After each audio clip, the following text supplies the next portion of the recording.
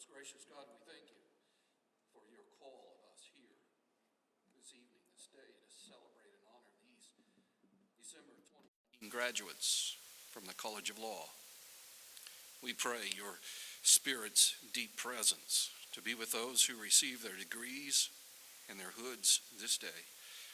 May our time together be directed by your hand, be filled with joyful smiles, warm embrace, touched hearts, and solemn ritual. Truly, today is a day of thanksgiving to you, O God, for your guidance in bringing us to this place at this hour, for this joyous occasion. To you, loving God, Creator, Redeemer, and Sustainer, we pray. Amen. Please be seated.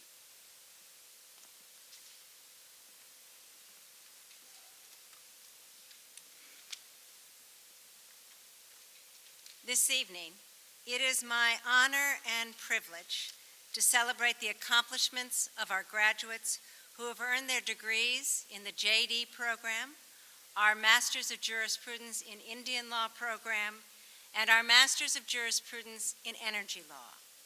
Joining us this evening for our hooding ceremony is the University of Tulsa Chaplain Jeffrey Francis, who led us in the invocation.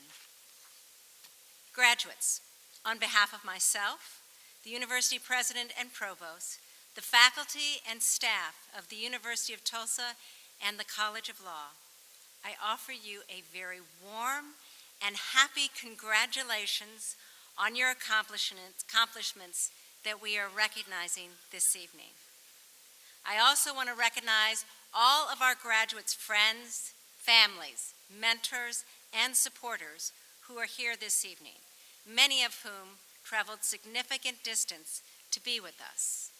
This moment, this graduation celebration includes not just our JD and master's graduates, it also includes all of you here tonight.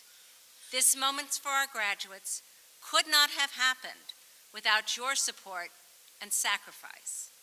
And graduates, I know that each of you appreciates that person who listened to you when you explained the intricacies of the Uniform Commercial Code, that person who told you you could do it when you agonized about being called on in class, that person who understood when time and time again you gave up valuable time to go online for class, or who understood when you stayed late at the library to write a paper or to study.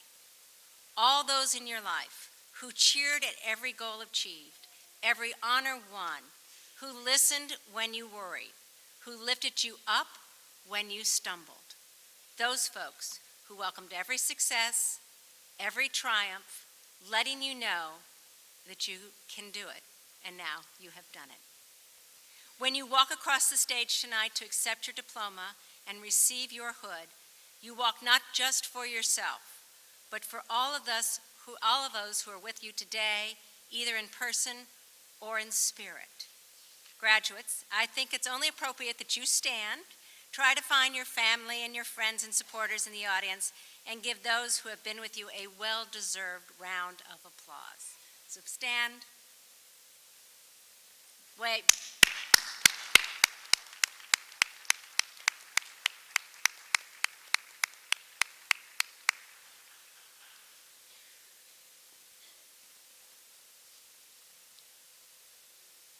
To our graduates, this is a momentous day.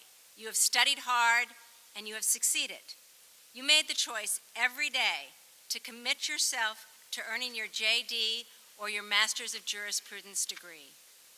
Many of you have formed important friendships that will last a lifetime. One of the greatest strengths of TU Law is our people, from your admissions team to our tireless staff, to our dedicated JD faculty, to our superb MJ faculty, and to our MJ staff, to our energetic professional development office, and to all of you, our amazing students. This community is strong and has been an important place for you to learn the law, to grow professionally and personally, and to launch your career. I know that many of our JD students were fortunate to have Professor Tom Arnold. Professor Arnold offers an example of how to serve others and excel in your career. This year marks the end of a remarkable career at the College of Law for Professor Arnold. Professor Arnold joined the College of Law in 1980 and has served as professor, associate dean, and acting dean during his tenure here. Professor Arnold is the co-author of a treatise on account liability and has written extensively on business organizations. Many of you had the benefit of having learned from Professor Arnold, whether in contracts, corporate law, agency and partnership, entrepreneurial law, or franchise law. He also taught summer courses in Geneva, Switzerland, Freiburg, Germany, and Dublin, Ireland. Professor Arnold is a dedicated, meticulous, exceptional teacher. Everyone who has worked with Professor Arnold or who has been fortunate enough to be one of his students knows that Professor Arnold is committed to his students and their success. He puts his students first. Time after time, I have listened to him as he thoughtfully and consistently recommends policies and practices that will make the lives of each one of you better. He cares about what happens to you when you're here and what happens after you graduate. Our law school and our students' experience is better, markedly better, because of Professor Arnold. And I want to honor him on his pending retirement. Although Professor Arnold was unable to be with us this evening, please join me in a round of applause for his contributions to the College of Law and the University of Tulsa.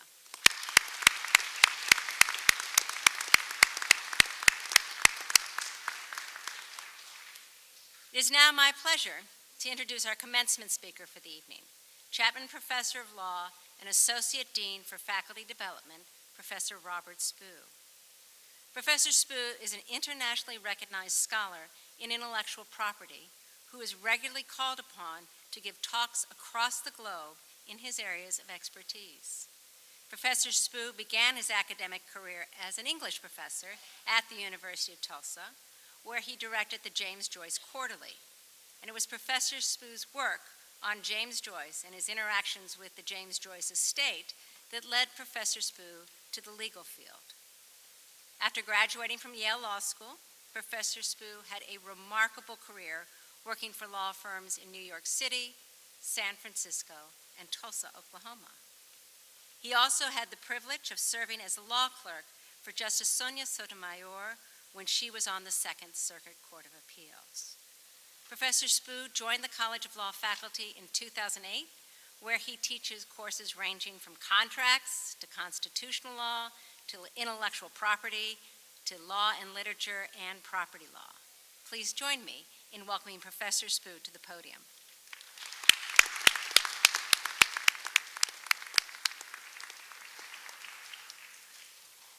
Thank you, Dean Enseroth. Dean, chaplain, associate and assistant deans, distinguished colleagues, graduates, parents, friends, and guests, I'm honored to have been asked to address the hooding ceremony today, in which some 30 plus of you students will be crossing the dais in just a few moments. We sometimes call a ceremony like this a commencement, and commencement, as you know, means beginning. But what are you beginning? And if you are beginning something, what is it that you're ending? You're certainly beginning a new life, a life in the law. You've been immersed for at least 3 years in the law as passive sufferers, otherwise known as law students.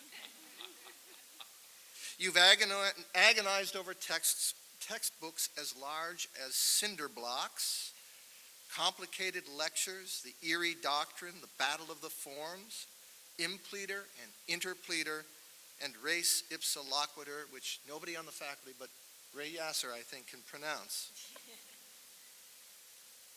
You tried some of that newly acquired Latin and on exasperated relatives during Thanksgiving dinner of your 1L year, and each one of them asked you at that point to write his or her will for them, and you said you hadn't had that course yet. And secretly and furtively, every one of you has pored over commercial outlines, and don't deny it, that never seemed to match the course you were taking or the cases you were asked to read. Now you get to be active practitioners and upholders of the law, and I know that you will play that role honorably and proudly because you have learned here and will continue to learn beyond this campus that the law is a lifelong process of humbling discovery, and there are no commercial outlines to help with real life and real law. Law seems to many people to be an external thing, a force or power that issues from courts, legislatures, or executives and comes to bear upon us all. But law is not really external to us, is it? Everyone in this room has a personal story to tell about the law, a story about coming to the law, really, you could say. If you ever read that wonderful novel by Charles Dickens called Great Expectations, you may recall the chapter in which the young hero, Pip, goes to London to assume his newfound status as gentleman and encounters there, for the very first time, the dismal law office of his attorney guardian, Mr. Jaggers, with, as Dickens puts it, its high-backed chair of deadly black horsehair and rows of brass nails round it like a coffin. Well, let's hope that Pip's initial coming to the law, with its connotations of dread and gloom, is not typical, at least not typical for you after you get past the bar exam. But I'm not speaking just now of external encounters with the law, nor of the deluge of images and narratives of the law that pours in upon us daily from the news and the social media. Those things affect, possibly distort, certainly vex our views of the law, but they're subject for another day. Instead, I'm thinking of that moment in each of our lives when we first discovered a personal relationship with law. All of you have such a story, I know, whether or not you've given it much thought, and now may be the time to be giving that some thought. Some of you grew up as the children of lawyers, judges, politicians, or law enforcement officials. For you, the law has been bred in the bone. You took it in daily with the family meal, absorbed it from the home atmosphere. Others among you had your imagination stimulated by some great teacher in high school or college who made you feel that the law was a destiny or a duty. Still others, I suspect, came to the law through historical trauma or personal tragedy or family tragedy. As a teacher of the law, I meet students who came to the law by all these avenues and others. Whatever your path, coming to the law is for each of us a private and profoundly important experience. And now you graduates are leaving law school and coming to the law yet again, but now as practitioners, advisors, protectors, and many other kinds of professionals. Your heads are filled with learning. Those of you who are taking the bar exam will have to stuff your heads just a bit more. But soon you'll learn that the things you and we have filled your heads with are just the beginning, the commencement of what you'll need to serve the law and those who seek your assistance and guidance. Albert Einstein remarked famously, as our circle of knowledge expands, so does the circumference of darkness surrounding it. That has been my experience of the law. As my knowledge of it has grown, so has my awareness that I know so little about it, and how thrilling it is to be a lifelong learner in this area of human endeavor. I think and hope you too will experience awe before the power of law and the power of justice. The 19th century American poet Emily Dickinson said, "Justice is sublimer than arms or pedigree." That's an essentially American view of things and of the law, isn't it? That law is above such things as pedigree, things that we inherit without really earning them. Einstein also said that the imagination is more important than knowledge. The role of imagination is, of course, critical in every aspect of the law, whether you're drafting a contract for your client or enforcing it in court, whether you're assisting a client to obtain U.S. citizenship or asylum, whether you are working for an oil or gas company or helping an elderly person draft a will to ensure the desired disposition of her estate. Oliver Wendell Holmes Jr., that famous justice, wrote an equally famous Harvard Law Review essay entitled The Path of the Law. In it he remarked, "To an imagination of any scope, the most far-reaching form of power is not money, it is the command of ideas. We cannot," he said, "all be Descartes or Kant, but we all want happiness, and happiness," he said, "cannot be won simply by being counsel for great corporations and having an income," well, he said, of $50,000 a year, which was a great deal in 1897. He went on to say, "An intellect great enough to win the prize needs other foods besides success." This non-monetary sustenance you can find in your relationship to the law, but it is an emotional and imaginative commitment that goes beyond treating the law simply as your external career, the shell of who you are. The path of the law that you will experience will have much to do with what I've described as your path to the law. And that is why, while today we celebrate commencements and beginnings, we also honor relationships to the past. You did not become a law student only 3 years ago. You have been becoming who you are for your entire lives. So today, as we embrace our family and friends, we also pause and shake hands with our past, acknowledging that, as T.S. Eliot wrote, what we call the beginning is often the end, and to make an end is to make a beginning. The end is where we start from. Recognizing that ends and beginnings are inseparable, I'd like to end by helping you to thank the people who have helped you to begin, the parents, grandparents, siblings, and family members who started you down the path that is yourself, the teachers in grade school, high school, or college who believed in you when you didn't believe in yourself, the friends and fellow students who helped sustain you during times of self-doubt or blinding fatigue in law school. It is the moment to stop for a moment, to look about you, behind you, and in front of you, and to remember that you are always surrounded by who you are, that is, by sheer possibility and wonder.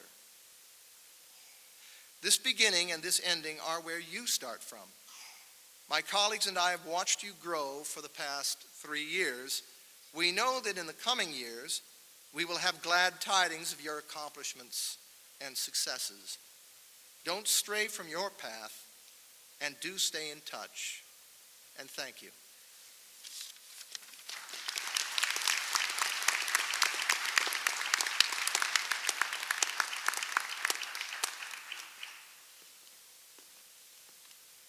Thank you, Professor Spoo. It is now my honor to begin the hooding of the graduates. Associate Dean Karen Grundy will announce the names of the graduates.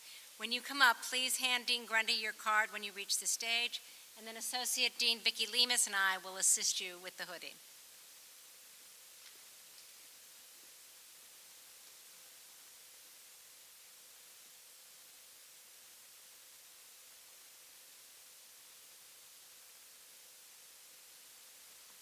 Our first graduate is receiving the LLM in Energy and Natural Resources Law, Madison Catadella.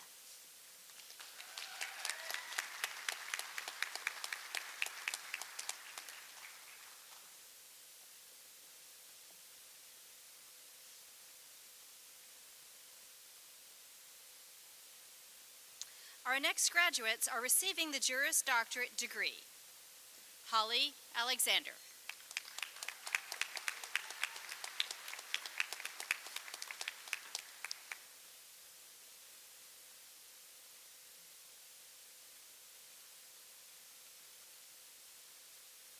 Sherilyn Gelinas.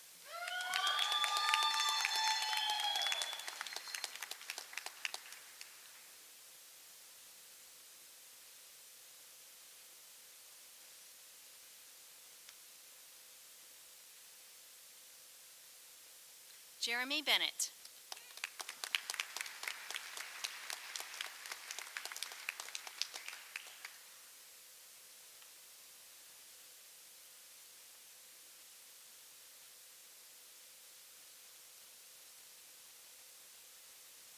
Jasmine Janae Wilson.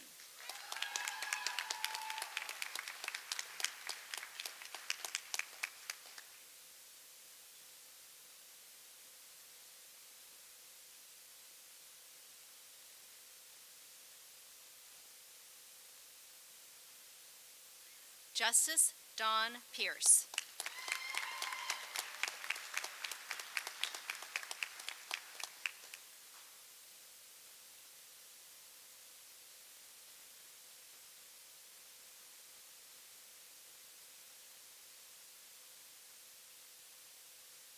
Matthew Flynn.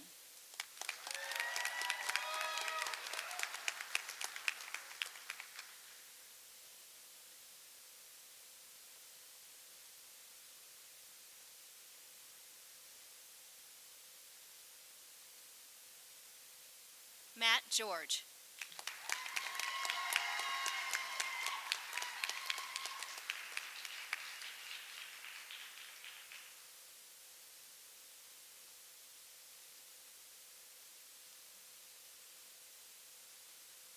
Natalie Mara.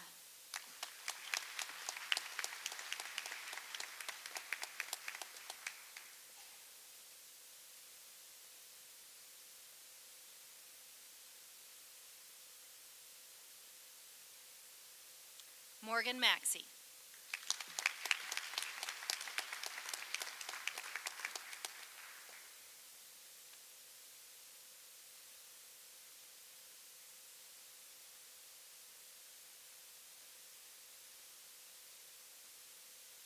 Caroline Lindemuth.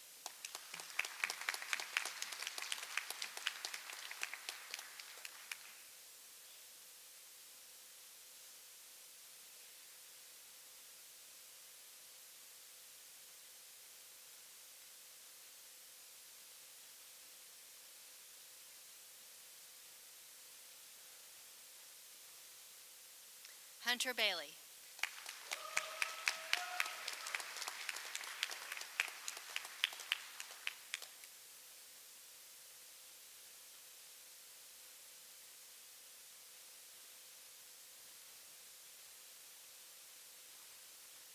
Shane Robertson.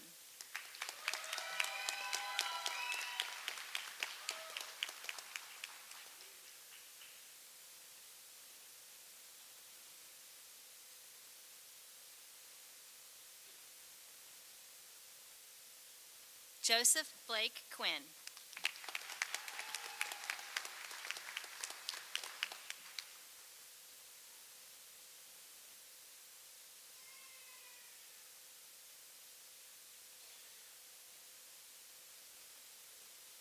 Gina Pollock.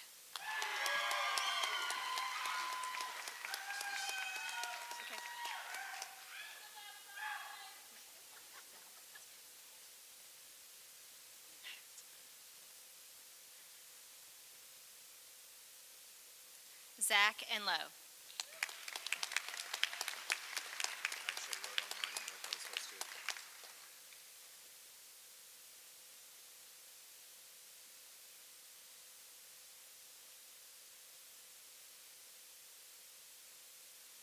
Nick Goodwin.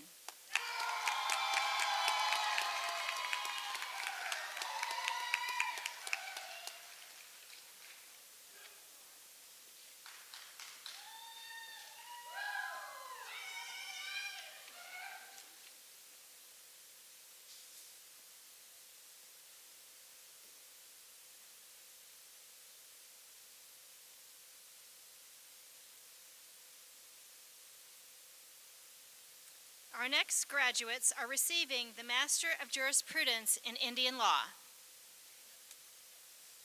Jana Lynn Taylor.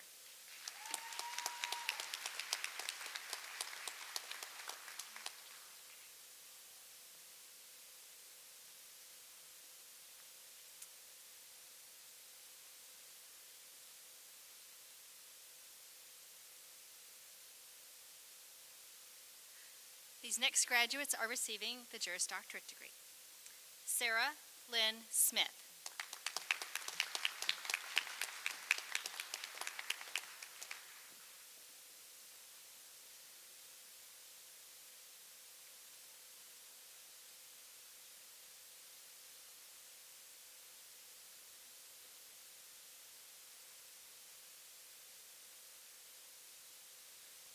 Fareshte Hamidi.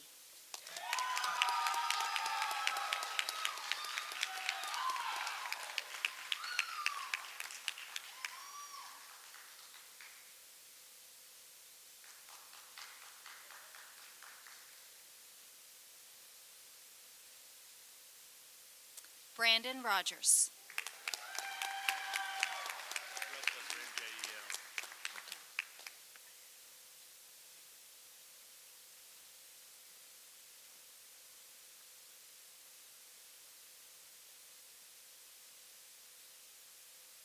Our next graduates are receiving the Master of Jurisprudence in Energy Law. Zachary Furman.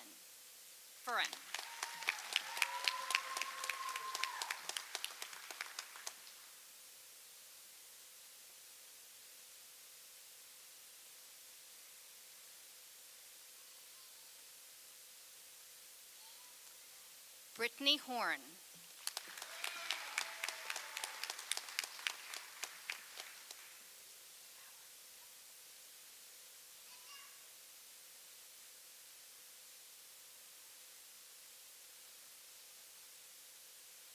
Stacy Bauer.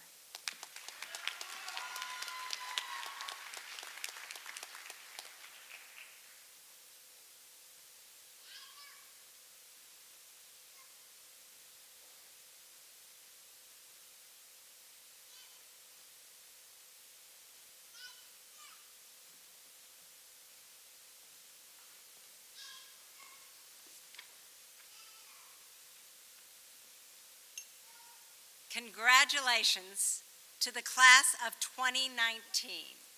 You may now move your tassel from right to left.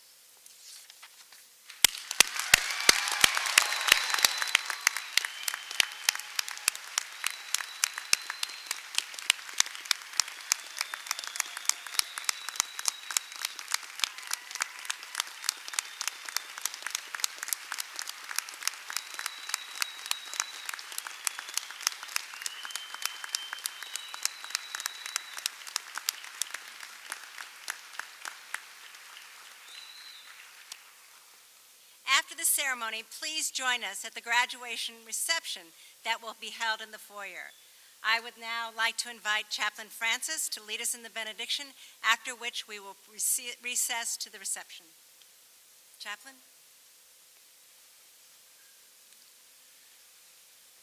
To you, the class of 2019, I cannot say how much I appreciated what Professor Spoo said.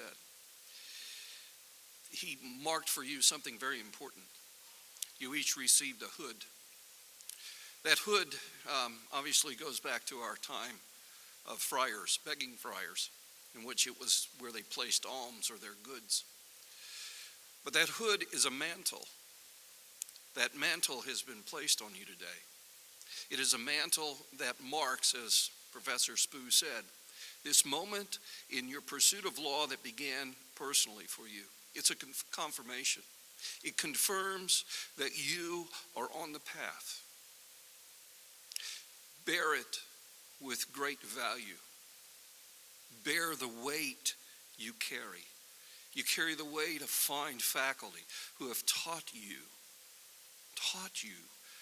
the weight and the importance, the justice of the law, its joy and its beauty. I wish for you this day, as a Benedictus, to add a little Latin, since I know you all know that much better than I, a joyful blessing, a benediction for you, that you wear in your heart this valued hood, carrying with you what you have been taught, knowing it confirms the joy of your pursuit of law. It gives you that confirmation of that calling that has come before you and will carry you forward. Go with your head raised high, knowing that you have been provided a great gift, the gift of the mind and the heart for the law. May the blessing of God, our Creator, our Redeemer, and the Sustainer of all of life, walk with you and guide you in your endeavor to seek justice and to do kindness and to walk humbly in the shadow of the law.